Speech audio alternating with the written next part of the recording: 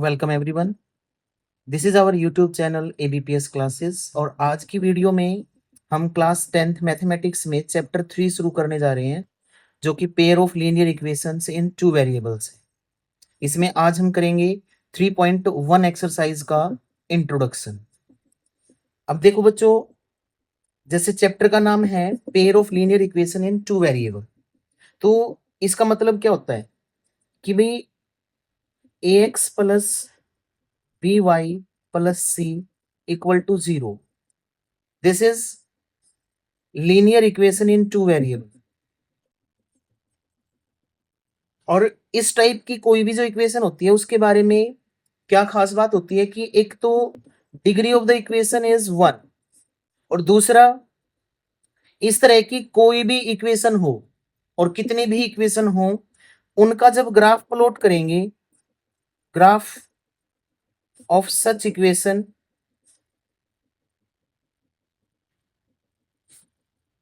Is a straight line. इस तरह की कोई भी इक्वेशन होगी उसका जब ग्राफ प्लॉट करेंगे तो वो हमेशा क्या होगा, एक स्ट्रेट लाइन आएगा। ठीक है, अब हमें पढ़ना है pair of linear equation. Pair of linear equation में क्या होगा कि हमारे पास एक साथ दो इक्वेशन होंगी। हम सपोज कर लेते हैं कि दो इक्वेशन में से पहली इक्वेशन a1x प्लस b1y और प्लस c1 इक्वल टू 0 है और दूसरी equation a2x plus b2y plus c2 equal to 0 है। जब हमारे पास दो इक्वेशन होंगी तो हमें उन दोनों इक्वेशंस का सॉल्यूशन निकालना होगा। और किसी भी इक्वेशन के सॉल्यूशन का मतलब क्या होता है कि उसमें जो वेरिएबल यूज हुए हैं, जैसे एक्स और वाई इसमें यूज हुए हैं, तो एक्स और वाई की वैल्यू का जो एक पेयर बनेगा और दोनों इक्वेशंस को सेटिस्फाई करेगा, वो पेयर हमारा एक सॉल्यूशन होगा। This is one solution. यदि ये एक्स और वाई की वैल्यू ए और बी इसमें रखें और दोनों साइड इक्वल आ जाएं तो वो वैल्यूज इस इन इक्वेशंस के क्या होंगे, सॉल्यूशन होंगे।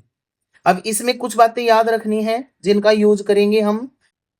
एक टर्म होती है हमारे पास inconsistent pair of equations.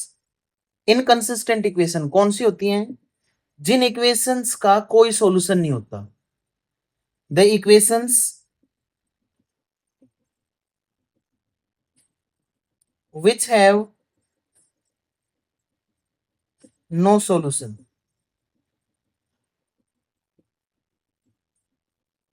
are inconsistent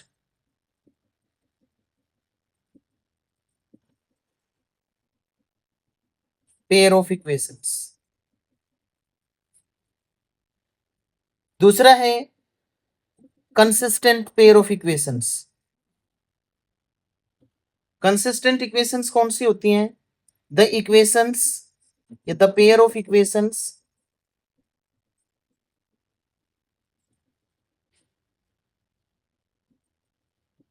which has a solution।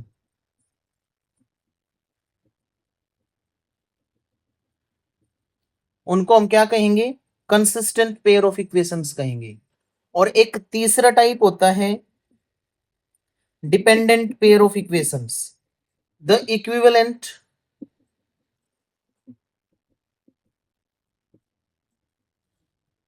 Pair of equations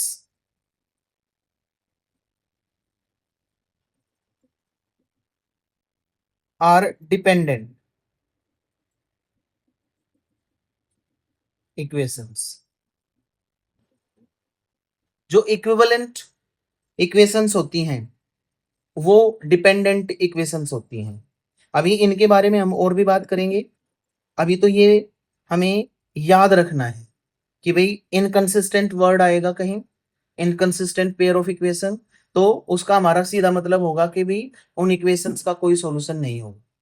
और कंसिस्टेंट का मतलब कि भाई जो कंसिस्टेंट इक्वेशंस होंगी उनका एक सॉल्यूशन होगा। और डिपेंडेंट इक्वेशंस जो होती हैं उसमें इक्वेशंस जो होती हैं वो इक्विवेलेंट होती हैं। जो पेयर ऑफ इक्वेशंस हैं उसके अंदर जो दोनों इक्वेशंस हैं वो इक्विवेलेंट होंगी। मतलब दिखने में भी अलग होंगी लेकिन एक्चुअल में सेम होंगी, वो इक्विवेलेंट इक्वेशंस होते हैं। हमारे पास जैसे पेयर ऑफ इक्वेशंस हैं, पेयर ऑफ लीनियर इक्वेशंस हैं इन टू वेरिएबल, और इसके बारे में, इस टाइप की इक्वेशंस के बारे में उसने एक बात बताई हमें शुरू में ही कि इनका जब हम ग्राफ प्लॉट करेंगे दोनों इक्वेशंस का अलग अलग, तो एक लाइन आएगी, दोनों इक्वेशंस के ग्राफ जो आएंगे वो क्या आएंगे, लाइन आएंगे। अब बच्चों एक बात समझिए कि एक ही प्लेन में, एक ही पेपर पे हम दो लाइन ड्रॉ करें तो कितने केसेस हो सकते हैं। जब हम दो लाइन ड्रॉ करेंगे तो दो लाइन एक दूसरे को ऐसे इंटरसेक्ट करके जा सकती हैं, या दो लाइन एक दूसरे के पैरेलल भी हो सकती हैं। एक ही प्लेन पे जब दो लाइन ड्रॉ करेंगे तो एक केस ये हो सकता है और दूसरा केस ये हो सकता है। एक केस और हो सकता है, कौन सा, थर्ड केस, कि दोनों लाइन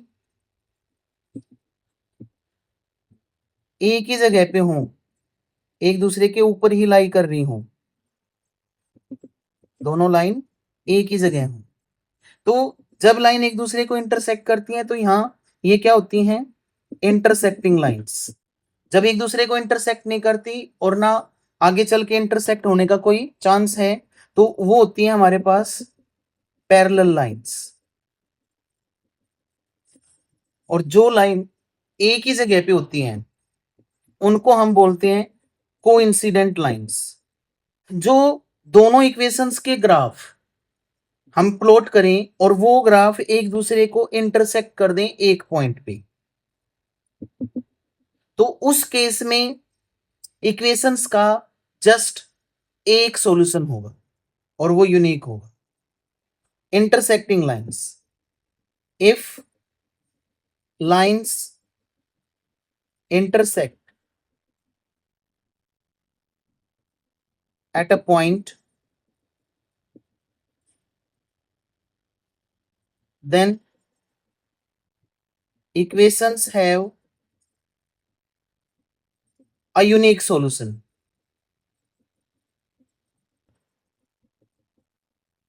इक्वेशंस का एक यूनिक सॉल्यूशन होगा। ग्राफिकली जब हम पेयर ऑफ लीनियर इक्वेशंस के ग्राफ प्लॉट करेंगे और ग्राफ से उनका सॉल्यूशन निकालने की कोशिश करेंगे तो इक्वेशंस के सॉल्यूशन डिपेंड करते हैं कि ग्राफ कितने पॉइंट्स पे इंटरसेक्ट करते हैं। सिर्फ एक पॉइंट पे इंटरसेक्ट करते हैं तो उनका एक सॉल्यूशन होगा, यूनिक सॉल्यूशन होगा। ठीक है, दैट इज, ये कंसिस्टेंट इक्वेशंस होंगी।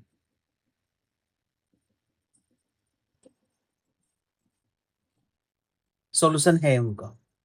दूसरा, पैरेलल लाइंस जब होंगी graph, if lines are parallel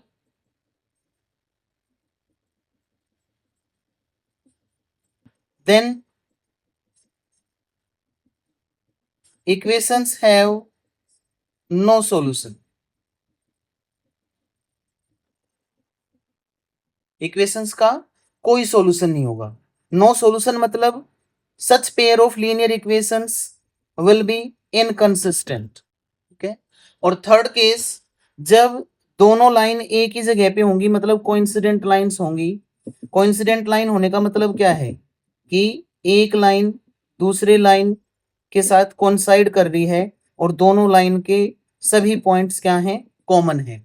तो इस केस में हम क्या बोलते हैं, if lines are coincident lines then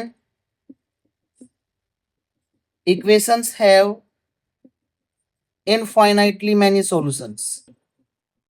अभी हम ग्राफ प्लॉट करेंगे तो हमें इन बातों का पता लगेगा। एक ट्रिक वो बताएगा हमें, एनसीईआरटी में बता रखा है कि बिना ग्राफ प्लॉट किए भी ये पता कर सकते हैं कि इक्वेशंस के जो ग्राफ प्लॉट करेंगे वो इंटरसेक्टिंग लाइंस आएंगे, पैरेलल लाइंस आएंगे या कोइंसिडेंट लाइंस आएंगे। और वो कैसे पता लगेगा वो देखो अभी बताता है। हमारे पास पेयर ऑफ लीनियर इक्वेशंस हैं ये, इनमें यदि मैं कोफिशिएंट्स के रेशियो निकालूं किस तरह से, एक तो A1/A2, B1/B2 और C1/C2, ये तीनों रेशियो निकाल के और इनको चेक करेंगे, कंपेयर करेंगे आपस में। पहली कंडीशन बनती है, फर्स्ट केस, यदि if A1/A2 not equal to हो B1/B2, अगर पहले दोनों कोफिशिएंट्स के, एक्स और वाई के कोफिशिएंट्स के रेशियोज अलग अलग आ जाएं, तो इसका क्या मतलब होगा? इसका मतलब होता है पहले नंबर पे कि graphs of the pair of equations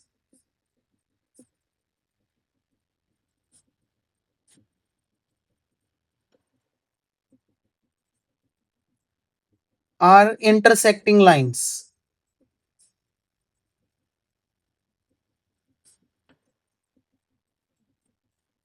graphs जो होंगे इंटरसेक्टिंग लाइंस होंगे।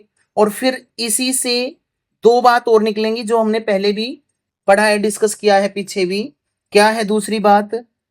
अगर वो इंटरसेक्टिंग लाइंस हैं तो उनका एक यूनिक सॉल्यूशन होगा। देन इक्वेशंस हैव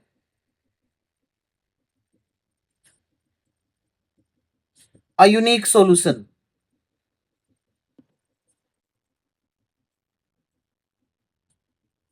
और तीसरी बात क्या? सॉल्यूशन है तो इक्वेशंस आर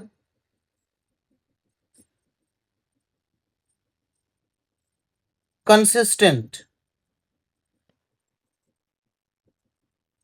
इक्वेशंस क्या है? कंसिस्टेंट है। दूसरी कंडीशन है, इफ A1/A2 इक्वल टू हो B1/B2 and not equal to हो C1/C2। अगर ये रेशियो, ये याद रखना भी, ये तो याद रखना है ये, ठीक है। इन पे बेस्ड क्वेश्चंस हैं एक्सरसाइज के अंदर, करेंगे उनको। यदि ये कंडीशन बनती है तो इसका क्या मतलब होता है? Then first part, graphs of the equations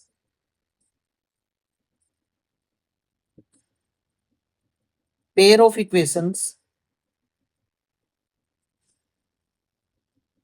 are parallel lines. और पैरेलल लाइन है मतलब उनमें कोई पॉइंट कॉमन नहीं है, तो therefore equations have no solution. Equations का कोई सॉल्यूशन नहीं होगा। और जब इक्वेशंस का कोई सॉल्यूशन नहीं होगा तो तीसरी बात क्या होगी? That equations are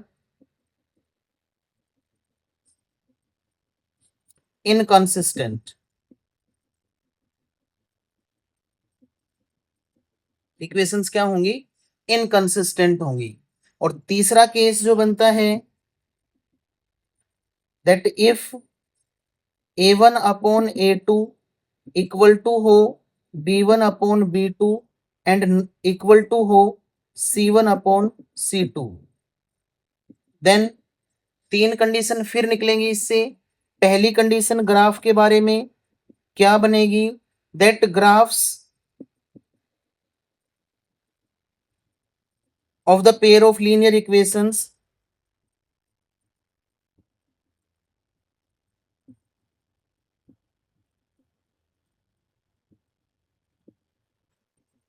are coincident lines.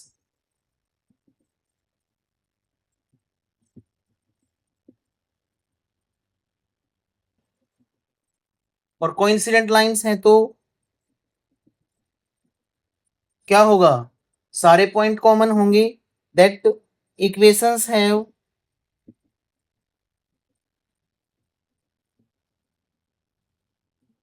Infinitely many solutions.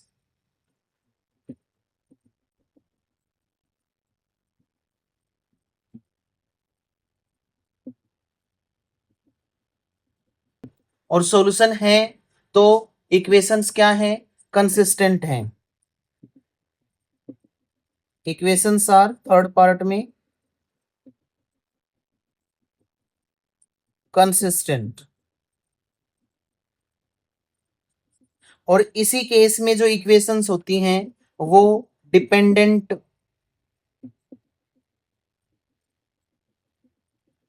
Equations होती हैं।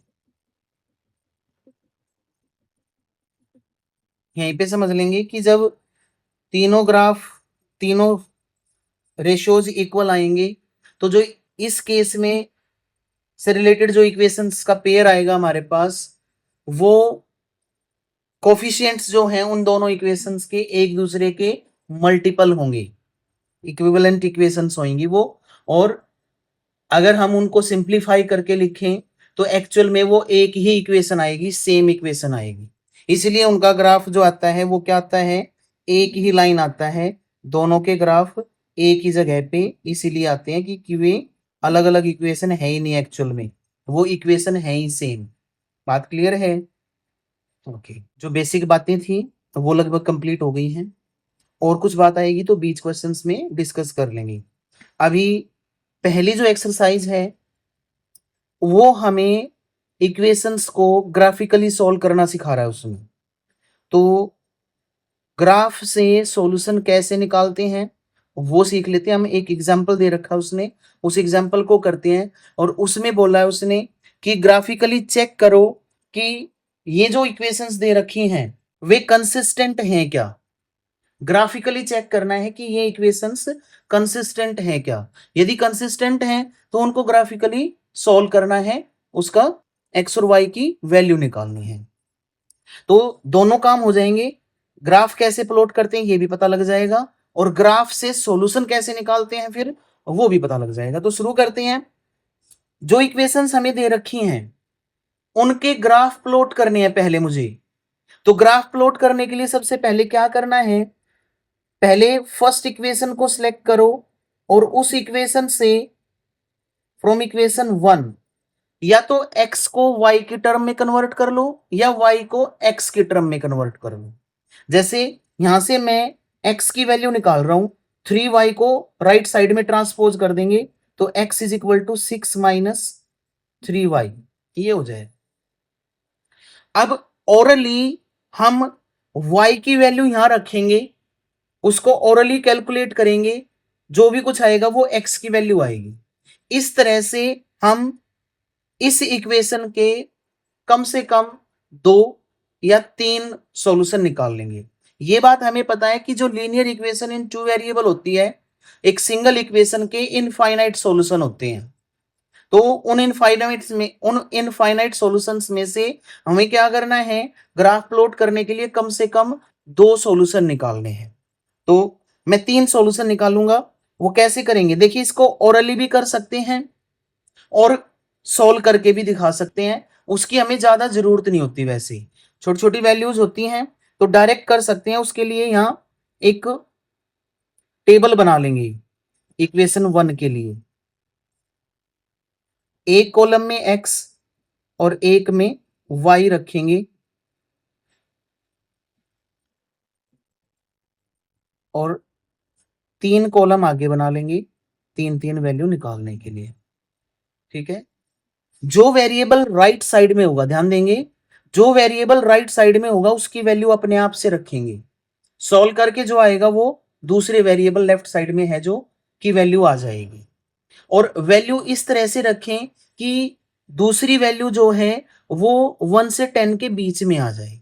लाइक जैसे मैं यहां y की जगह 0 रख दूं एकदम से, तो ओरली कैलकुलेशन करें, 3 और y की जगह 0, 3 इंटू 0 0 हो जाएगा और 6 माइनस 0 कितना बचेगा, 6 आ जाएगा।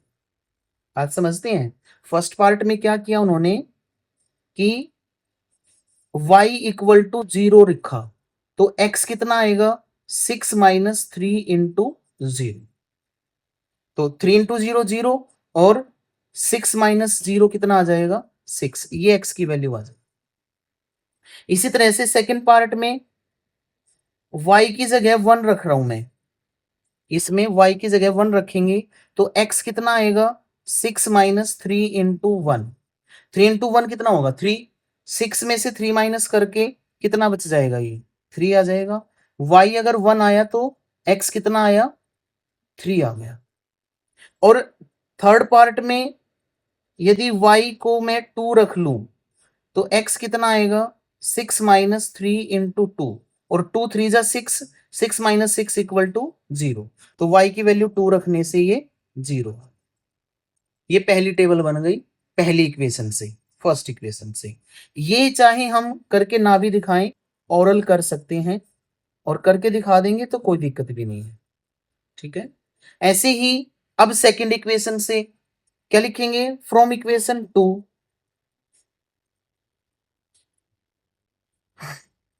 या तो x को रख लेंगे लेफ्ट साइड में या y को, जिसको सेपरेट करना आसान हो उसको रखते हैं। मैं यहां भी 2x is equal to 12 plus 3y हो जाएगा। ये माइनस 3y था उधर जाके प्लस हो जाएगा और x equal to 12 plus 3y divided by 2। ये 2 इधर जाके डिवीजन में हो गया। अब यहां भी हम अपनी तरफ से y की वैल्यू रखेंगे तो फर्स्ट पार्ट में रखिए। जैसे मैं फर्स्ट केस में y ले लेता हूं मैं 0।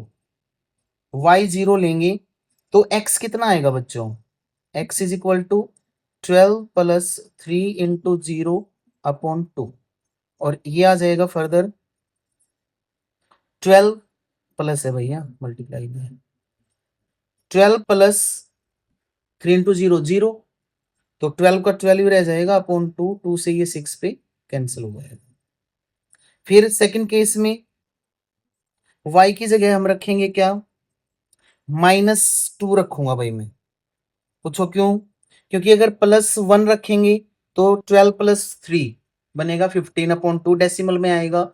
अगर काम ही ना चले तो डेसिमल में लेते हैं वैल्यूज, अदरवाइज कोशिश करते हैं कि डेसिमल में ना आए, नहीं तो फिर पॉइंट प्लॉट करने में ग्राफ पे थोड़ी सी दिक्कत होगी। तो यहां मैं माइनस का 2 लूंगा क्योंकि माइनस प्लस मल्टीप्लाई होके माइनस का साइन आएगा 3 2 जा 6 12 माइनस 6 6 और 2 से डिवाइड हो जाएगा 6। तो y की जगह मैं -2 रखूं तो x मेरे पास 12 प्लस 3 इंटू -2 डिवाइडेड बाई 2 और यह आ जाएगा 12 माइनस 6 अपॉन 2। तो फर्दर कितना बनेगा 6 अपॉन 2 2 से 3 पे कट जाएगा 3 आ जाएगा। और थर्ड केस में औरल भी कर सकते हैं भाई 4 रख रहा हूं मैं माइनस का y इक्वल टू -4 4 3 जा 12 हो जाएगा माइनस का और प्लस का 12 कट के 0 अपॉन 2 0 आ जाएगा। तो x आ जाएगा हमारे पास 12 प्लस 3 इंटू -4 डिवाइडेड बाई 2 और ये 12 माइनस 12 अपॉन 2 तो 0 अपॉन 2 इक्वल टू 0 आ जाएगा। तो सेकंड इक्वेशन से जो टेबल बनेगी वो बना लेंगे। y की वैल्यू हमने 0 ली तो x की वैल्यू 6 आई। फिर y की वैल्यू -2 तो x की वैल्यू 3 और y की वैल्यू -4 तो ये जी ये आ जाएगा। अब इन टेबल की हेल्प से क्या करेंगे ग्राफ प्लॉट करेंगे और वो कैसे करना है देखना एक बार। ये ग्राफ कॉपी है, ये दोनों हमारी टेबल हैं। तो स्केल कहाँ हो गई। सबसे पहले हम दो परपेंडिकुलर लाइन ड्रॉ कर लेंगे, एक एक्स एक्सिस और वाई एक्सिस। ये एक्स डैश वाई और वाई डैश। अब इनमें पॉइंट्स प्लॉट करेंगे। पहले पॉइंट लगा लेंगे। एक्स की मैक्सिमम वैल्यू 6 है प्लस की और वाई की मैक्सिमम वैल्यू प्लस का 2 और माइनस का 4 है। ठीक है, तो पॉइंट्स लगाओ। ये हमने पॉइंट्स प्लॉट कर लिए पॉजिटिव साइड में भी दोनों तरफ और नेगेटिव साइड में भी। अब पॉइंट्स प्लॉट करें। देखो x6 और y0 एक्स एक्सिस पे 6 पे जाएंगे प्लस के और y0 ये यही पॉइंट आ जाएगा। फिर x3 यहाँ पे है और y1 यहां से है तो 3 से और 1 से एक दूसरे की तरफ चल के ये वाला पॉइंट आ जाएगा। फिर 0 2 y0 x0 और y2 x0 और y2 यहां वाला पॉइंट आ जाएगा। इन तीनों पॉइंट्स को स्केल रख के और ज्वाइन कर देंगे सीधा, एक सीधी लाइन आएगी बिल्कुल स्ट्रेट ऐसे।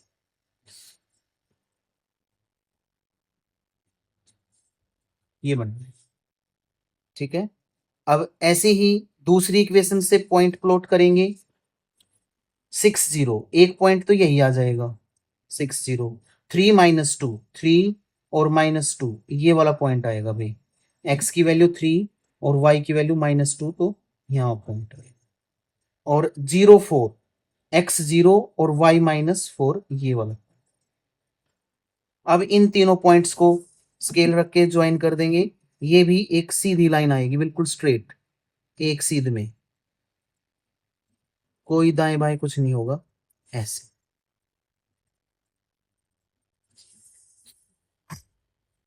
ये तो है हमारी x + 3y = 6 की, और ये है 2x - 3y = 12 का ग्राफ, ठीक है। ये तो ग्राफ प्लॉट हो गया भाई। अब इससे सॉल्यूशन कैसे निकालते हैं, देखो एक बार। ग्राफ से सॉल्यूशन निकालना, जिस पॉइंट पे दोनों ग्राफ इंटरसेक्ट कर रहे हैं, जिस पॉइंट पे दोनों इक्वेशंस के ग्राफ इंटरसेक्ट कर रहे हैं, वहां से x की वैल्यू और y की वैल्यू जो होंगी वो हमारा सॉल्यूशन हो जाएंगे। ये दोनों ग्राफ इस पॉइंट पे इंटरसेक्ट कर रहे हैं, यहाँ x = 6 है और y कितना है 0 है, यही हमारा सॉल्यूशन है,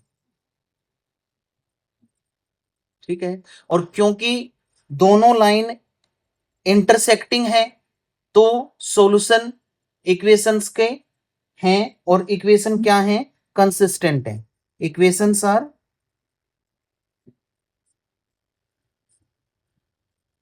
कंसिस्टेंट, ये हो जाएगा कंप्लीट, ठीक है बच्चों।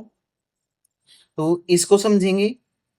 अब नेक्स्ट वीडियो में हम डायरेक्ट 3.1 एक्सरसाइज करेंगे, ग्राफिकली उनको सॉल्व करेंगे, इक्वेशंस की कंसिस्टेंसी इनकंसिस्टेंसी चेक करेंगे, ग्राफ बिना प्लॉट किए इंटरसेक्टिंग लाइंस आएंगे, पैरेलल लाइंस आएंगे या कोइंसिडेंट लाइंस आएंगे, ये पता करेंगे, ठीक है। और सारे क्वेश्चन हम नेक्स्ट वीडियो में करेंगे। तब तक के लिए बने रहे हमारे साथ, और वीडियो को